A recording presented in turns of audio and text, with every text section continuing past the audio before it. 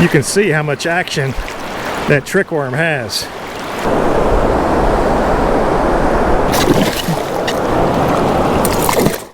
Hello there, and welcome everyone. Today we're targeting shoal bass. The shoal bass is a stream specialist, which means they cannot persist in lakes or ponds. They're the largest stream specialist in the Micropterus genus and one of the oldest extant or living members of that genus. Shoal bass have been around approximately 7 million years. Shoal bass are only native to the ACF river drainage. ACF stands for Apalachicola, Chattahoochee, Flint.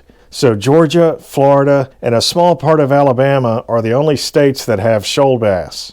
Shoal bass were introduced to the Ocmulgee River below Lake Jackson by the Georgia Department of Game and Fish in 1975. This created an amazing shoal bass fishery, but it came at the expense of the native Altamaha bass. Today, you no longer have Altamaha bass in this section of the Ocmulgee River. Now in this video, it's mid-April and we're fishing the lower Piedmont section of a river, so the shoal bass are in all stages of the spawn right now.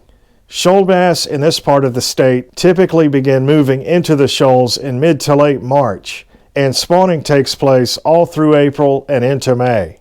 After spawning, most adult shoal bass leave these high gradient shoal areas, and by mid-June, they're back in some kind of run or flowing pool habitat. Today, the river's not too high and the water's relatively clear. Conditions are pretty much ideal for fishing. So I hope you liked the video, and thanks for watching.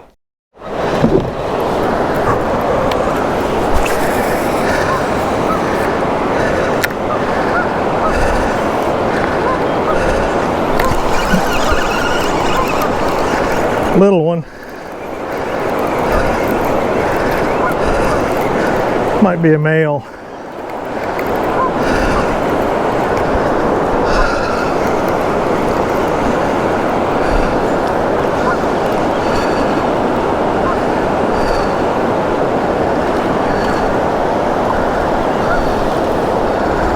Yep, appears to be a male. Oh yeah, he's spraying melt. See that? Well,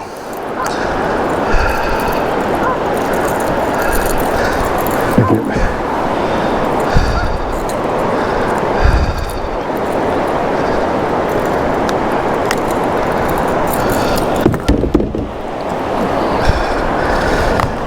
Little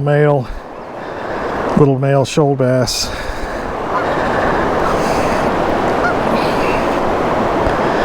Appears to be a shoal bass. There are a lot of non-native Alabama bass in this stream, so this could be a back cross. Those blotches are looking more uniform and less elongated now that he's out of the water, but could just be you know, individual variation. It's not, can't be 100% certain on that one.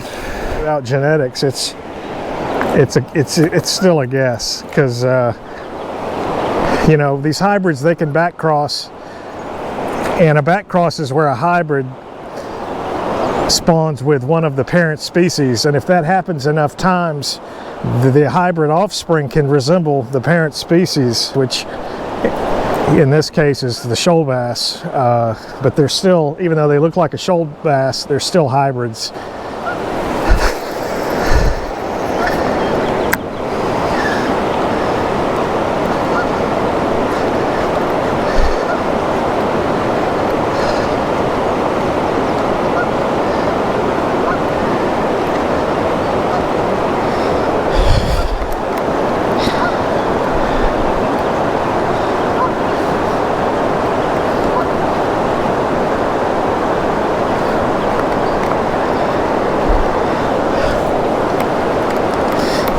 Oh wow,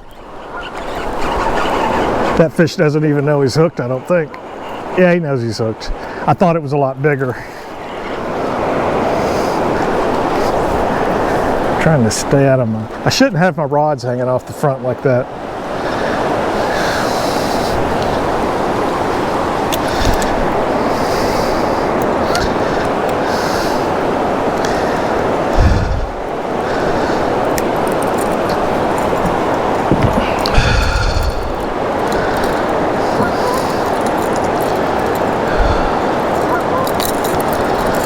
Well, I was almost reeling this spook when that fish hit.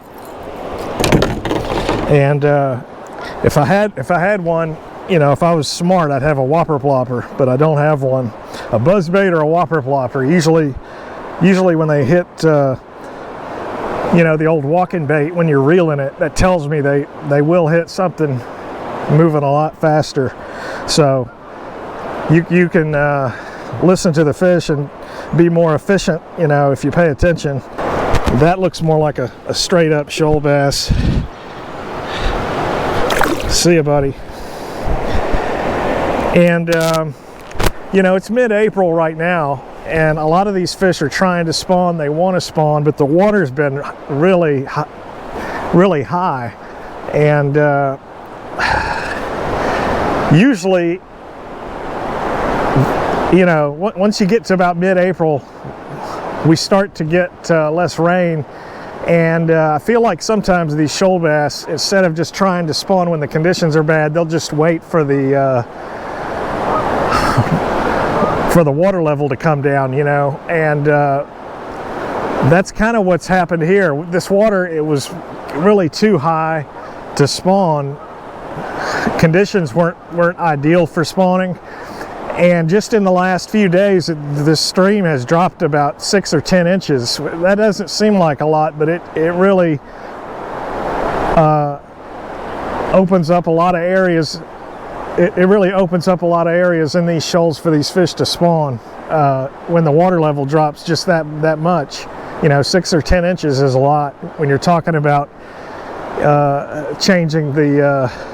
When you look at the characteristics of the landscape, you know, that really makes a big difference, just because the channel gradient is so steep here. 6 or 10 inches is a lot of water, but anyway, both those fish were right behind this small shoal right here. You'll see we're kind of at the bottom of this big shoal complex, and when the water's high, there's a lot of turbulence.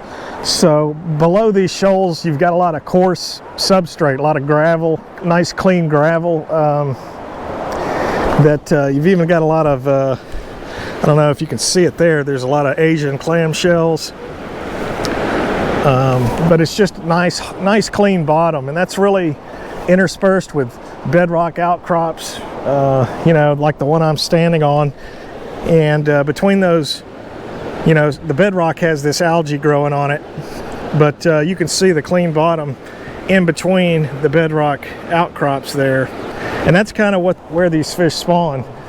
Again, they'll be closer to the shoals typically, just because there's more aeration, more oxygen, and it's also free of silt because of the turbulence that area receives when the water's up. You know, it keeps those finer sediment particles like silt and clay, they're extremely light. So anytime you have turbulence, they stay suspended long enough that the current carries it downstream away from this area. So that's why you have all this clean bottom. It's kind of the same thing below. You see people fishing below low head dams, you know, in the spring. There's a lot of turbulence from when the water's high, you know, the water coming off the top of that dam.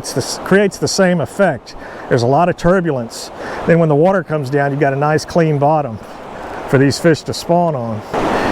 And when these fish are in these shoals like this, I like a topwater, especially a big, heavy one. It is just such a great search bait. Even if the fish don't eat it, you can kind of see where the fish are at. They'll follow it, they'll blow up on it. I just had something small. Oh yeah, it looks like a red breast grabbed by a spook. Either that or a juvenile bass. Something really tiny. Looks like a bass. Looks like a juvenile shoal bass.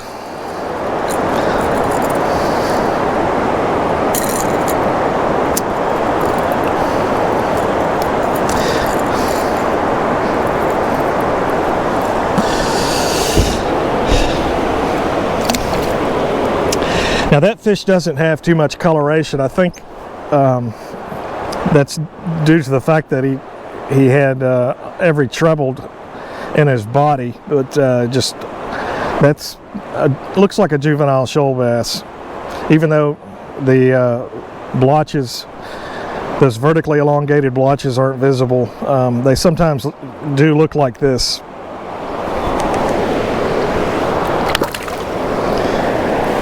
And that could be due, you know, those markings may not be visible due to stress or where the fish was holding or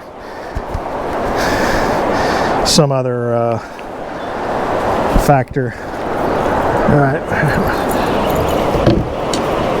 I'm gonna move up a little bit here.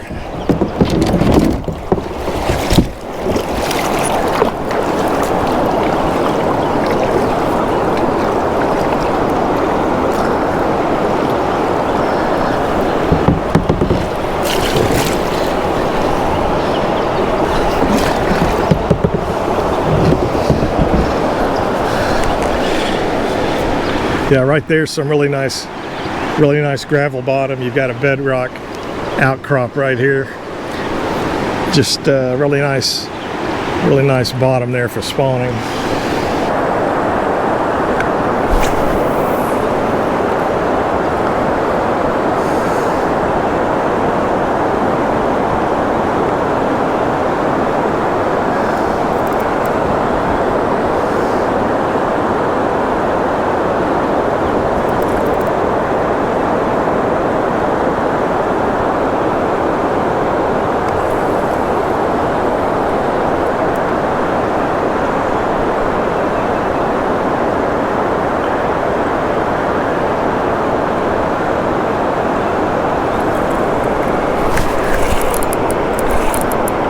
Oh, that's a good one. Not a big one, but it's the best one we've caught so far. Well, I haven't caught him.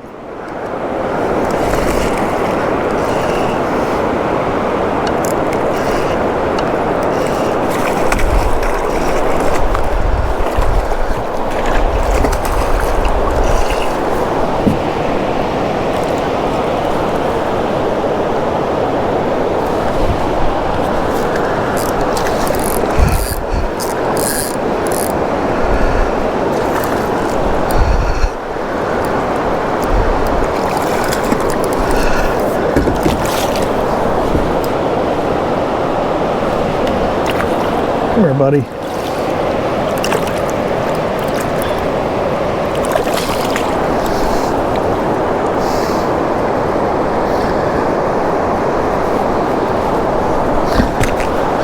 Got that one right in the base of the tongue.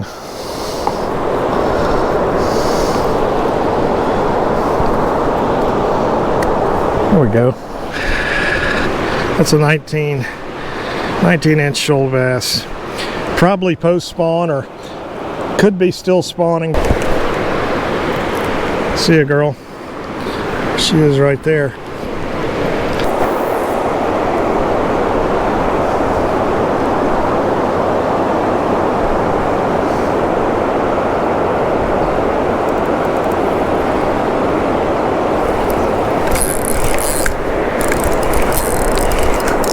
Forgot to back my drag off. It was a rookie mistake.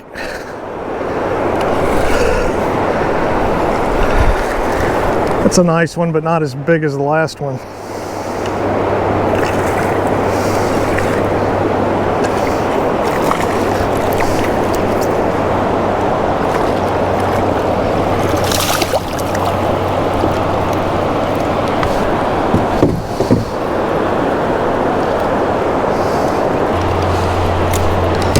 All right, there we go. That's a nice chunky shoal bass. The eyes were extremely red, so that's probably a male. You can also see the caudal fin is kind of shredded. Also the soft dorsal there, the outer margin, you can see how it's kind of shredded. That's very typical of a spawning fish. Get this guy back in the water. See ya, buddy. There he goes.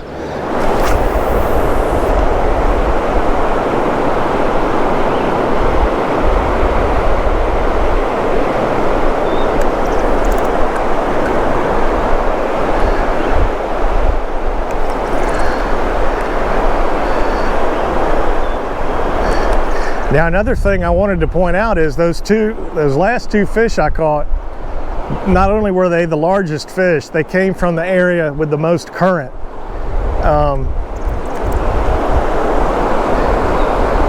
Not only that, but it's also the area with the deepest water in this section right here that we're fishing. So I just wanted to point that out. It's got the most current, and it's also got the deepest water, or it appears to have the deepest water. Sometimes that can be deceiving, especially when the water is not really clear, but I'm pretty familiar with this area. I'm sure if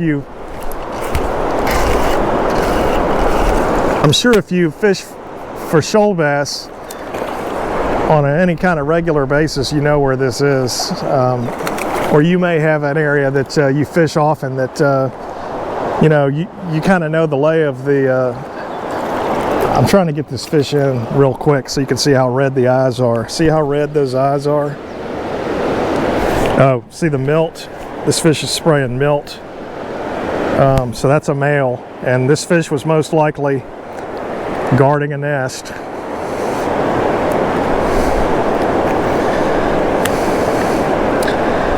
All right, it's another, well, that wasn't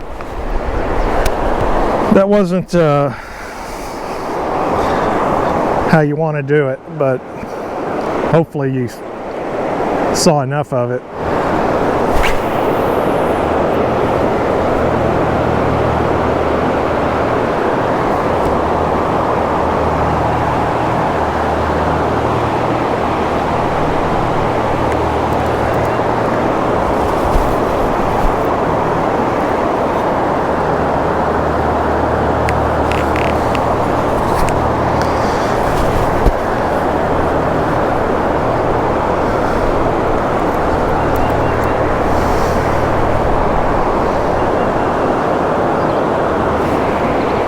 Uh-oh.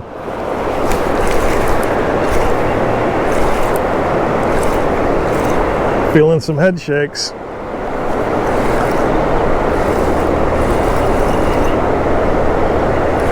Not a giant, but another solid one.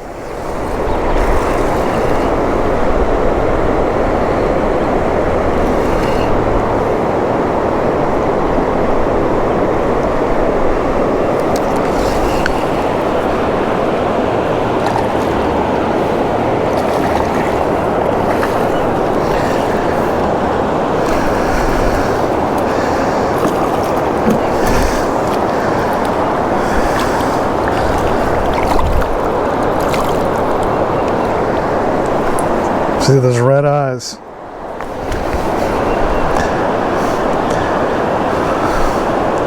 That's a beautiful shoal bass right there. Again, it has, the blotches are more random, and they're kind of interlocking, whereas the Alabama bass, the blotches are more uniform. So when you have a hybrid is kind of an intermediate, you know, between two species typically, unless there's been a lot of back crossing. But what you typically see with the hybrids is these vertically elongated blotches will be more uniform, and here you can see that they're more random. They're more and they're more random in size and shape, and they're interlocking with the dorsolateral blotches on the back. But you know, I feel like that one is a real shoal bass. I haven't really fished that section, that area.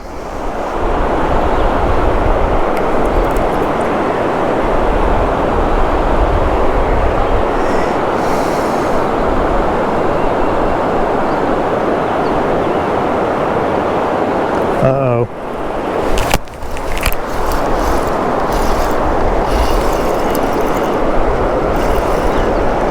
I don't think he's big, but it's a chunk. Another chunk, probably a male. Yeah, he's like 12 inches.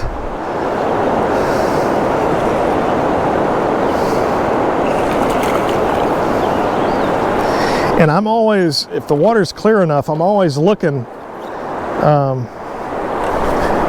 to see if the fish is being followed. That happens a lot when you drag them across these shallow flats, you know, these shallow spawning areas. Even when the fish are not spawning, sometimes they'll, that's another beautiful little male. You can see how ragged his fins are, the edges of the fins.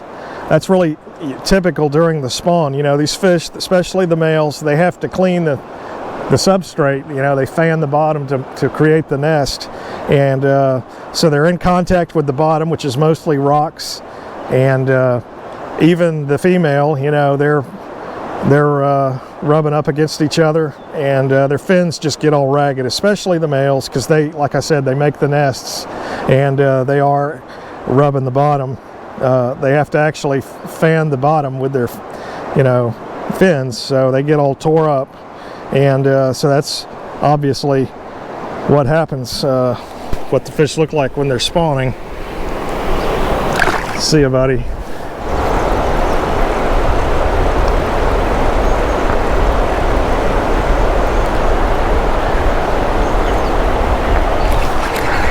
Boy, I just got drilled right there.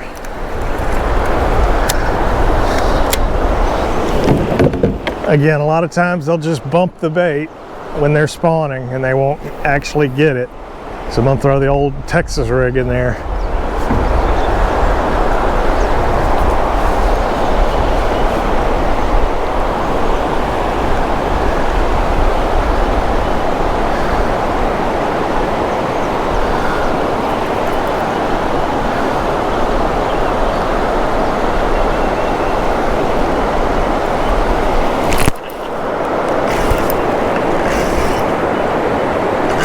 That's a pretty good one.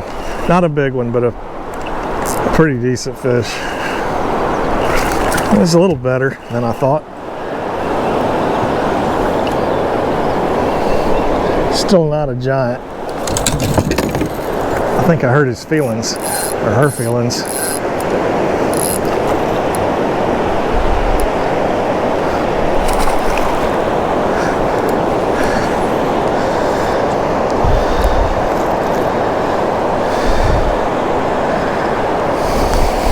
You can see this undercut rock I'm standing on. They love to dive under those, into those dark shaded undercut rocks. The important thing is just to make sure your line doesn't row on the rock too much there. Okay, we got him. Oh, we got that one.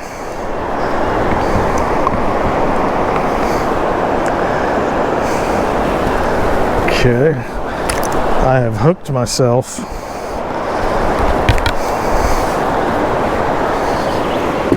Okay.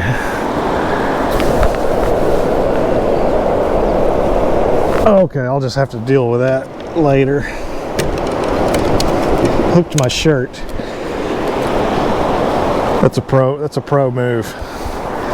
Anyway, that's a nice solid shoal bass. Again, you can see the anal fin there is a little ragged. I'm sure this fish is probably spawning, so I'm going to get him back in the water. Just a really beautiful shoal bass. Even the anal fin, or the pelvic fin there, you can see the margin of the pelvic fin is a little ragged. See ya, buddy. Well, I did manage to unhook myself. So, in case anybody was wondering, I don't know what AFCO makes these. Well, these shirts are polyester, but they must have a really fine thread count or something, because that hook did not want to come out.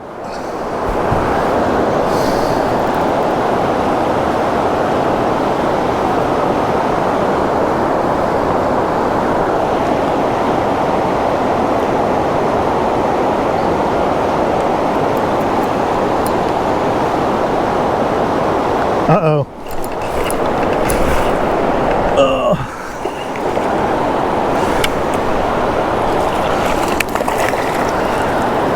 Not as big as the last one.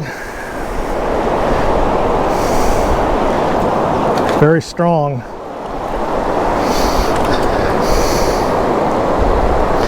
you can see the milt there, spraying the old milt. And you can see how ragged the fins are on this individual. Very raggedy bass. Obviously a male, and he is spawning, so I'm going to release this fish. See ya.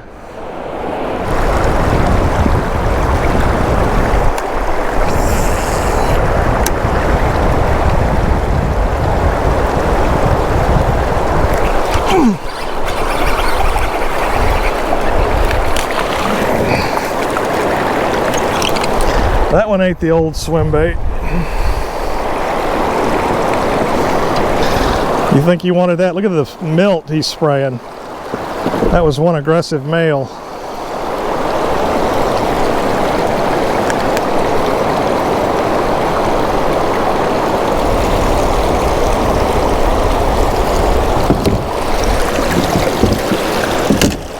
Okay. Now that fish was spawning in this shoal right here, so I've got to kind of launch him to get him back up there. Hopefully he goes back to his nest.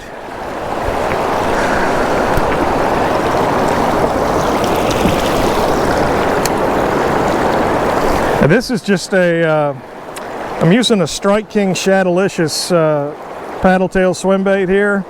I got a 7/0, that's a 7/0 Lake Fork tackle weighted swim bait hook, and I've got an owner screw lock or center pin there in the nose of the bait.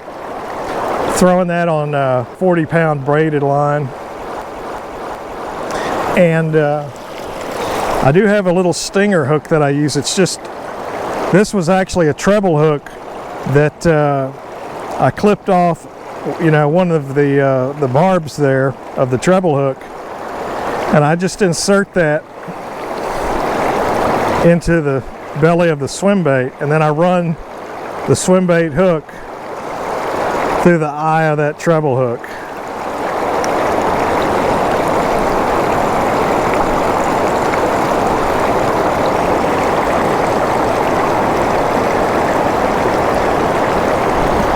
And that's what you got right there. And that'll come over those rocks without hanging up. Now actually I should have some surgical tubing on the eye of that treble hook, but I'm being lazy, and I don't have any surgical tubing on the eye of that stinger hook, which is a bad idea. I recommend you always have some surgical tubing over the eye of that stinger hook. You know, with all the new the Mag Draft and the Zal Dangerous you know, paddle tail swim baits, there may not be too many people using this, but I still prefer a swim bait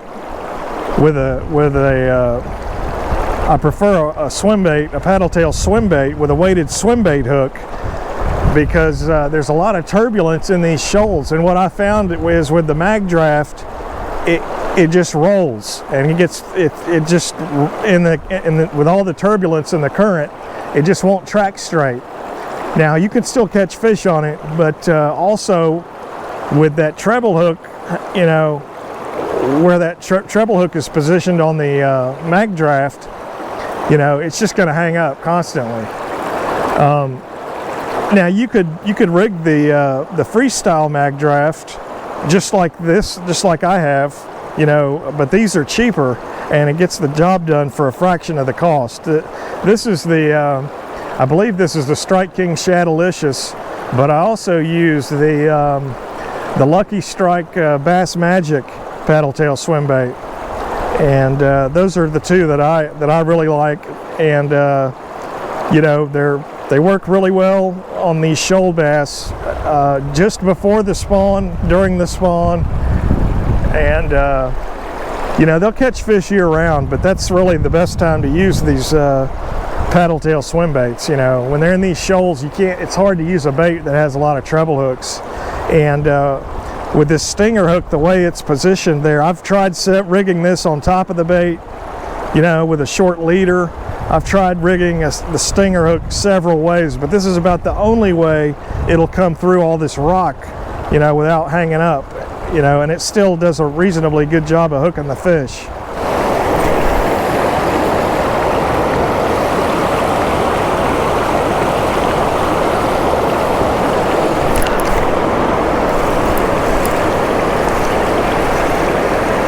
Oh man.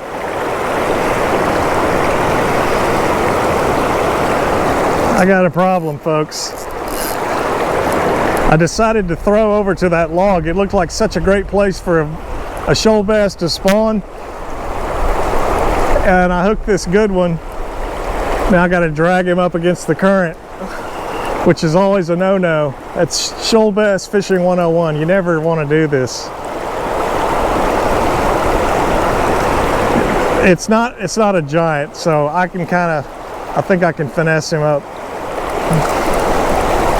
Yeah, it's not a big one.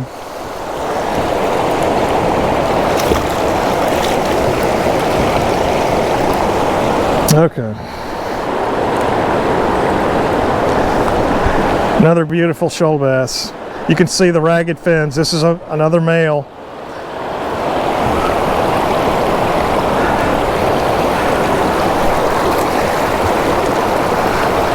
That way. Okay.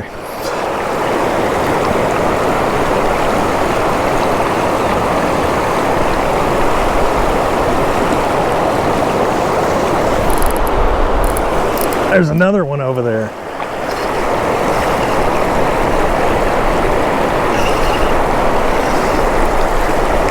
Another one about the same size.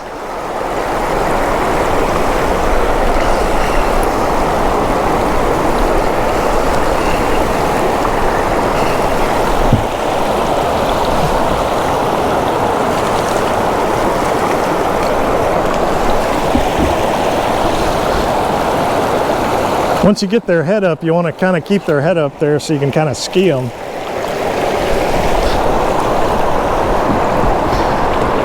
It's another chunky male.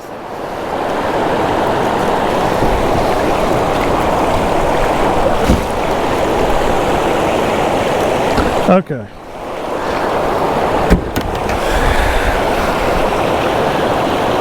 Another chunky shoal bass. Another male that was spawning over there. Get him back. See you, buddy. And again, I tossed them just because so they can hopefully find their way back to their nest. You know, I always try to release them in the same pool or shoal where they were spawning. You know, I try to, at least I try to. I make every effort to get them over there. You know, without actually walking the fish over there. That's about all you can do. And if it's a big fish, sometimes I will walk them over there. The thing I want to show everyone is how much action this trick worm has in the current. I'm not even moving that bait right there. And you can see just in the current how much that bait moves. It looks alive, you know? It almost looks like it's swimming down there. So it's a very effective lure, not only on shoal bass, but anytime you're fishing in a current. A trick worm is just an amazing lure.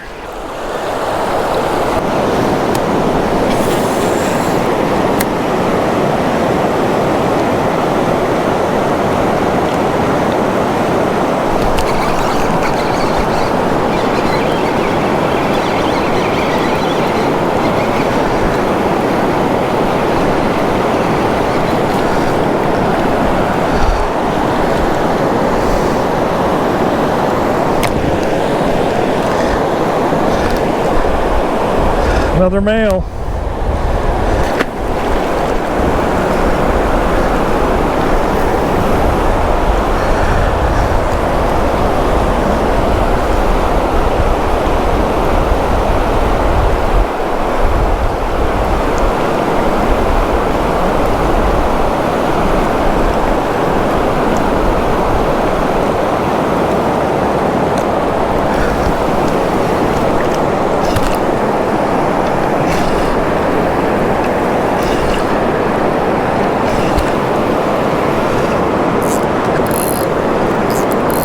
Well, that's a strong fish.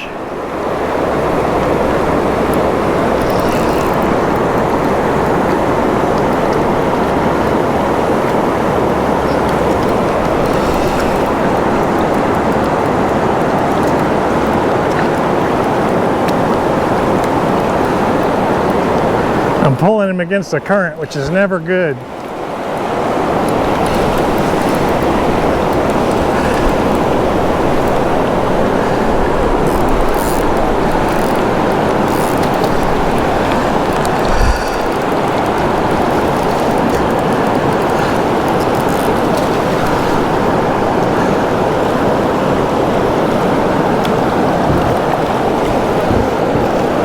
All right, I'm going after this one.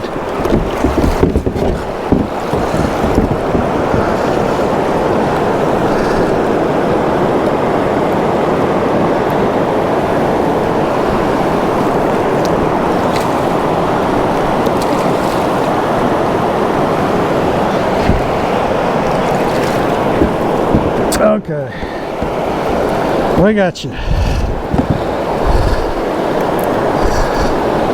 All right.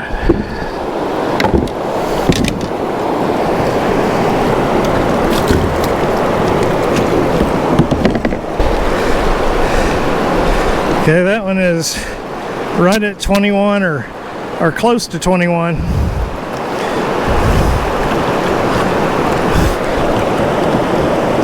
It's a really nice post-spawn shoal bass there.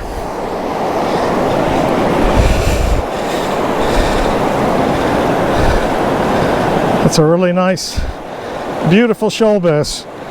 Probably post-spawn or recently spawned. The tail is a little red there. I don't know if you can see that, little red. That fish could be still spawning. I'm gonna make sure we revive this fish. I typically hold them. You can even see some tooth marks on top of the head there. I don't know if that's going to show up. You can see where the male was maybe biting that fish. On top of the head between the eyes, you see those teeth marks? That's probably where the male was biting that fish. Well, actually just slipped, but she was fine. She swam off.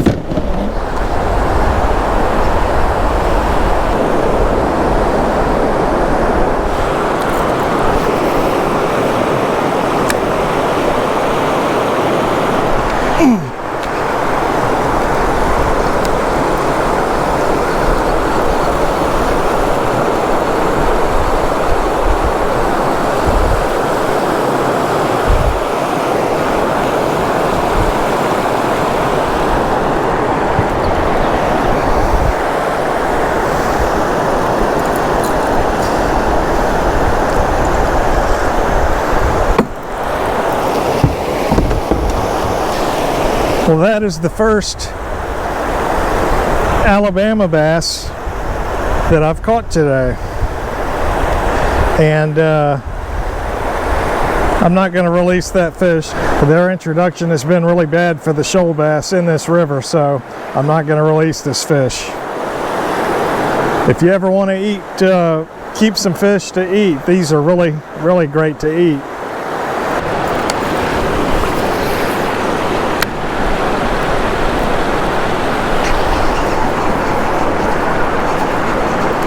We got him.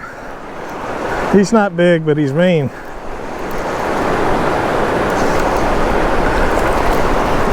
Well, he might be. He's bigger than I thought.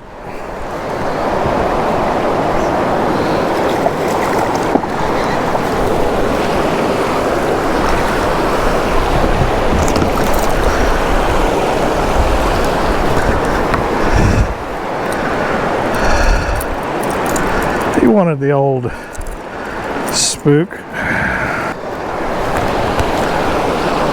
There's the shoal bass that hit my topwater. Very beautiful fish. Probably under that hardwood right there.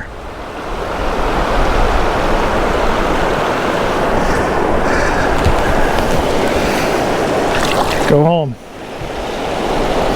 See ya.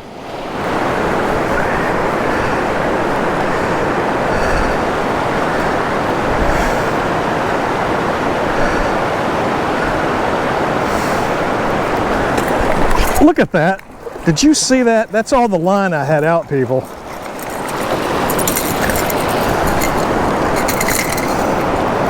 That was insane.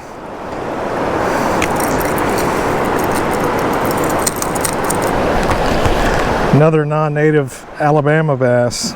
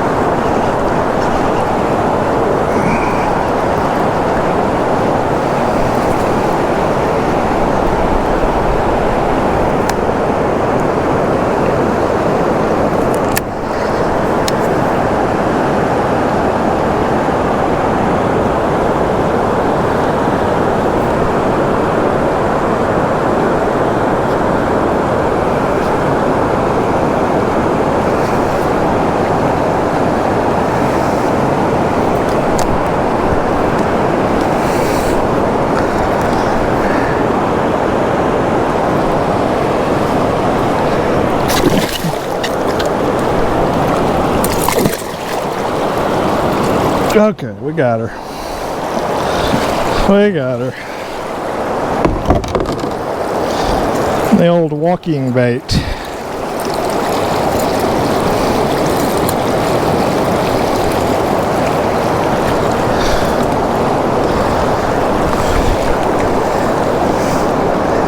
It's a nice fish.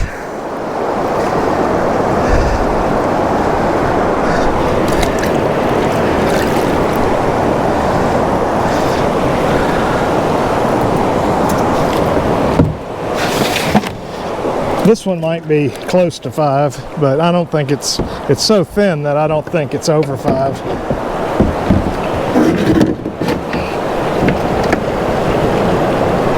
Yeah, that fish is only 20 inches. It's healthy though. I mean, it's probably 4 1/4 or somewhere around there. Nice topwater blow up. See ya.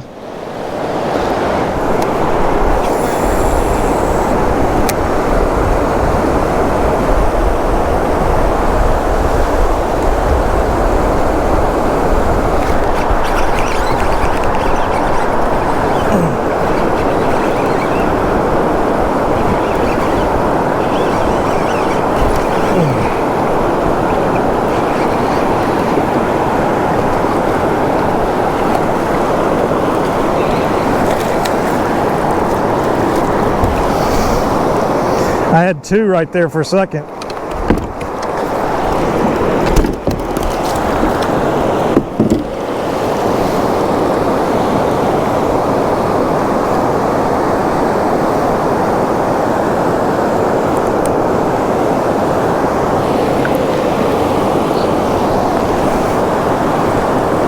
It's another chunky one.